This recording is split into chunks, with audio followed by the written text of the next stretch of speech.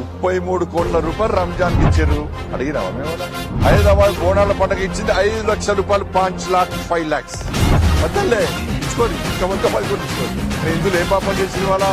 తెలంగాణలో రంజాన్ పండుగ మాదిరి గణేష్ ఉత్సవాలు జరుపుకుంటారు కదా, భవానీ ఉత్సవాలు జరుపుకుంటారు కదా, హనుమాన్ జయంతి ఉత్సవాలు జరుపుకుంటారు కదా, బోనాల పండుగ జరుపుకుంటారు కదా, అనేక పండుగలు జరుపుకుంటారు కదా. ఇచ్చింది ఎంత?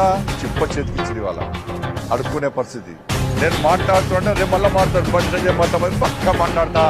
హిందూ సమాజం చెప్పాలి, బండి సంజయ్ నువ్వు మాట్లాడకు, వాళ్ళకి ఎన్ని వేల కోట్ల రూపాయలు నువ్వు మాట్లాడకు, మన పండుగలకు రూపాయి ఇవ్వకుండా మాట్లాడకు, మన దేవాలయాలు కబ్జా చేస్తాం మాట్లాడకు, పక్కా మాట్లాడతాం. మేమేం మతాన్ని వ్యతిరేకంగా మాట్లాడలేము.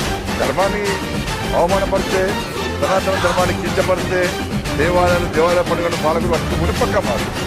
మరి హిందూ సమాజం ఆలోచించాలని చెప్పి సందర్భంగా విజ్ఞప్తిగా పాలకులు మళ్ళీ చెప్తున్నారు. అన్ని వర్గాలను సమానంగా చూడండి. హిందువుల పరిస్థితి పిచ్చ బతుకు ఏకుండి, అడుక్కునే పరిస్థితి తీసుకురాకండి. అన్ని వర్గాల ప్రజలు మనోబలం కాపాడాలని చెప్పి ప్రభుత్వాన్ని డిమాండ్ చేస్తారు.